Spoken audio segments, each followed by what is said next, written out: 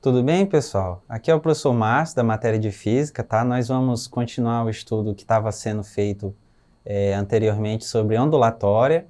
Essa aula é sobre os fenômenos ondulatórios, está dividida em duas partes essa aula, tá? Então, vamos lá para o conteúdo. Eu coloquei aí a lista de todos os fenômenos ondulatórios, né?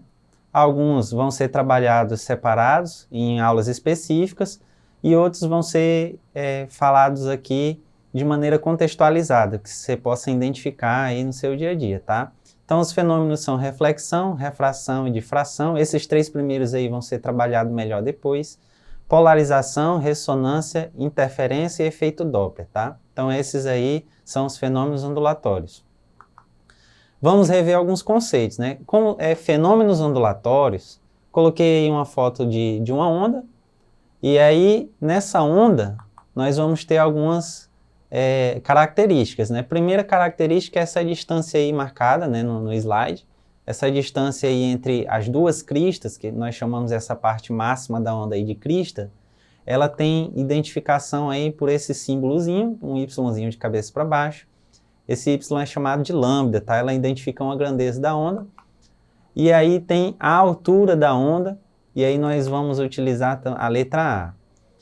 Qual é o nome dessas grandezas, né? Então, coloquei ali, ó. Quando tiver o lambda, vai se chamar o comprimento da onda, medida em metros mesmo. Só que às vezes a onda é muito pequenininha e vamos usar as unidades derivadas do metro, né? Milímetro, centímetro, nanômetro.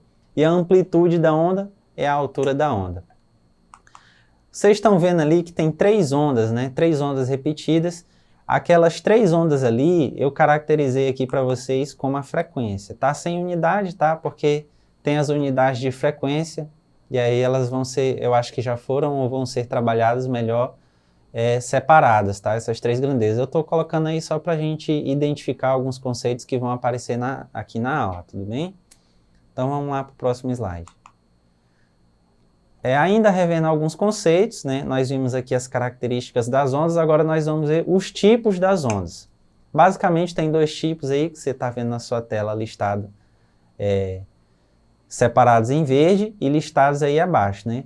As ondas eletromagnéticas, pessoal, elas são organizadas em uma lista, foi essa lista que eu coloquei aí, essa lista tem um nome, tá? É chamada de espectro eletromagnético, onde tem todas as ondas do tipo eletromagnético, tá? E as ondas mecânicas, elas se classificam da forma que vibra, né? Então ela pode ser longitudinal ou transversal. Uma observação muito importante é essa que eu identifiquei aí, essa é muito importante mesmo, direto o pessoal pede em prova, em exame, que são as ondas mecânicas, elas se propagam em um meio, e as ondas eletromagnéticas, elas se propagam no vácuo. Como assim? Vamos dar um exemplo aqui. A onda mecânica, exemplo de onda mecânica que precisa de um meio. A onda marítima. A onda marítima, ela precisa da água para se propagar. Outro exemplo, o som. O som, ele se propaga no ar. Então, se não houver o ar, não há propagação de som. E as ondas eletromagnéticas, ela até transpõe esses meios, né? Porque ela não precisa de um meio, então ela se propaga no vácuo. Por exemplo, o raio-x, né? O raio-x, ele ultrapassa diversos meios aí, tem até que ter o isolante dele próprio. Mas as outras ondas magnéticas ali, todas elas possuem essa característica, se propagam no vácuo e com velocidade da luz.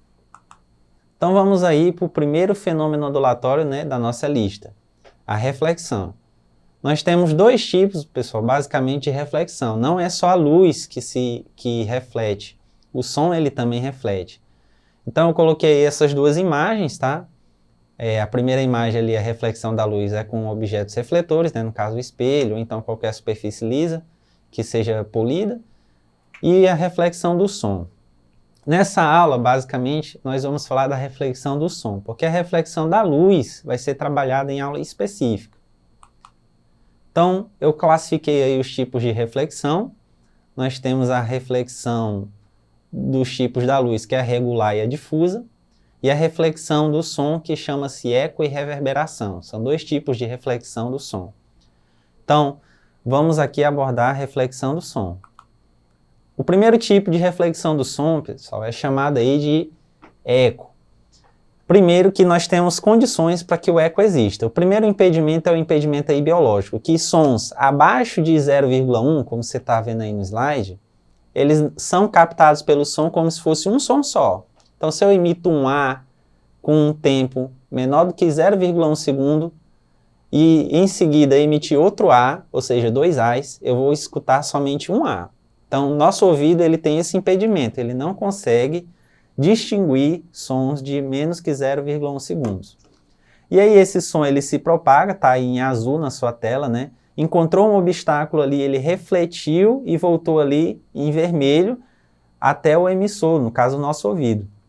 E aí nós temos aqui um dado, ó. Nós temos o tempo lá perceptível para o eco, que é 0,1 segundo, e nós temos a velocidade do som, que é aquele valor ali que está no canto superior direito da sua tela. Aquele canto ali, aquela velocidade ali é uma velocidade aproximada, tá? Existem variáveis para a velocidade do som, então depende, por exemplo, da temperatura, do tipo do ar que está ali, do tipo do meio. Então aquela velocidade do som, 340 metros por segundo, é uma velocidade aproximada. Então, fazendo uma conta rápida aqui, nós temos para achar a distância, é velocidade vezes tempo. Nós temos a velocidade do som, que é 340, e o tempo, que é 0,1.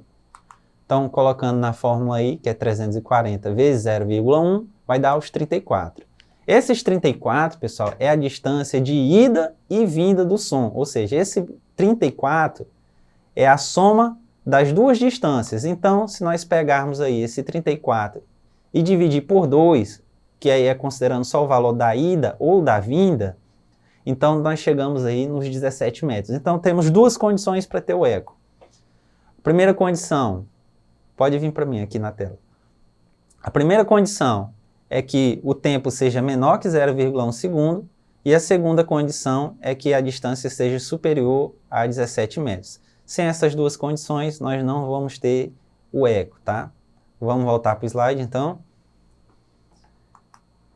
Exemplo aí de reflexão é o sonar.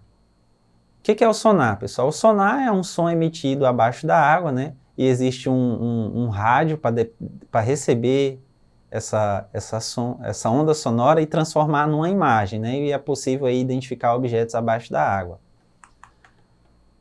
E aí vamos entrar aqui no outro tipo de reflexão, que não é o eco, né? Nós temos dois tipos que eu coloquei lá. O outro chama-se reverberação. Coloquei ali no canto as características da reverberação. A primeira característica aí é uma condição. A distância deve ser menor que 17 metros. Por quê? Porque se for maior que 17 metros, vai cair no eco. Então, para que haja reverberação, são distâncias menores que 17 metros. Agora, o que é? O som permanecendo mais tempo dentro do ambiente, né?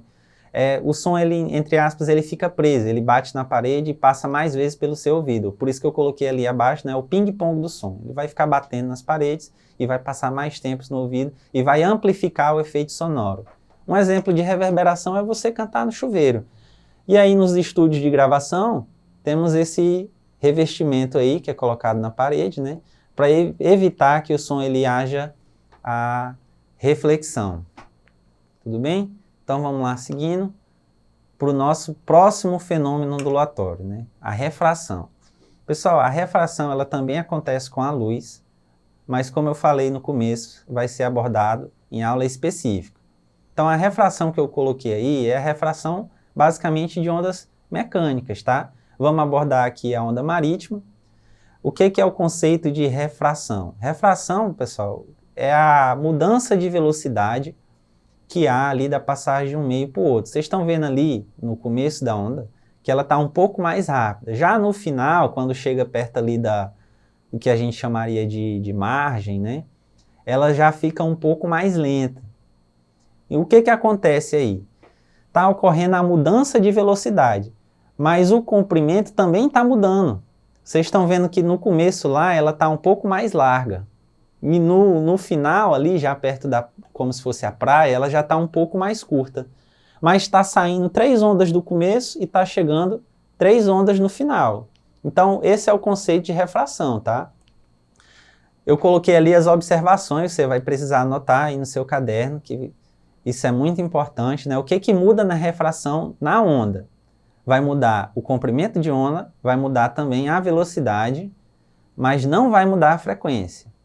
Guarda esse conceito, né? Então vamos ver aqui o caso de um tsunami. Como é que ocorre o tsunami? O que isso tem a ver com a refração? No final lá, está saindo as ondas inteiras. Quando está chegando ali no começo, ela está dando uma amplitude maior. O comprimento de onda está aumentando. Por que isso ocorre? O tsunami no meio do mar, basicamente ele é uma onda simples.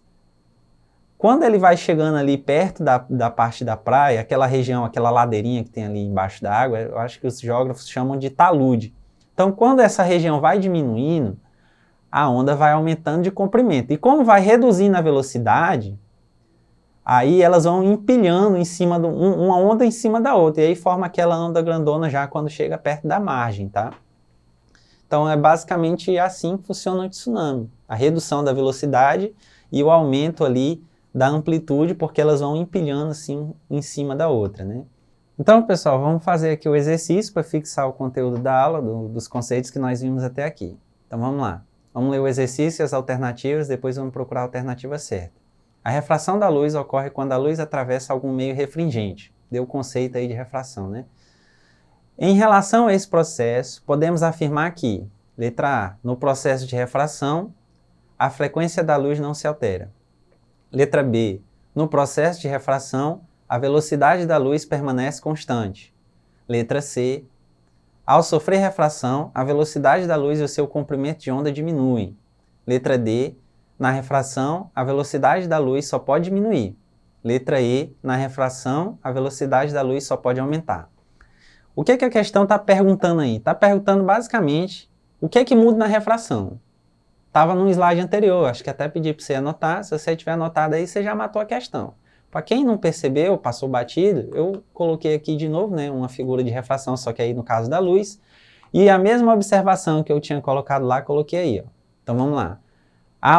Na refração, há alterações no comprimento de onda, na velocidade, mas não na frequência. Então o que muda? A velocidade e o comprimento de onda, mas a frequência não muda. Então vamos procurar aqui nas alternativas o que diz isso, né? Então vamos lá, na letra A, o processo de refração, a frequência da luz não se altera. O que dizia aqui no slide anterior? A frequência não se altera, né? Então qual é a nossa alternativa correta? A letra A. Então, pessoal, fica aí a sugestão de pesquisa para finalizar a aula, né? Você pode pesquisar aí os conteúdos da próxima aula, que são os próximos fenômenos, que é a interferência e a ressonância. No caso da ressonância, tem um caso específico da ponte de Tacoma, uma ponte nos Estados Unidos. E na refração da luz, interferência são os conceitos que estão lá, elencados lá, no primeiro slide foi passado aí para vocês com os 7 fenômenos ondulatórios. Então essa foi a aula de hoje.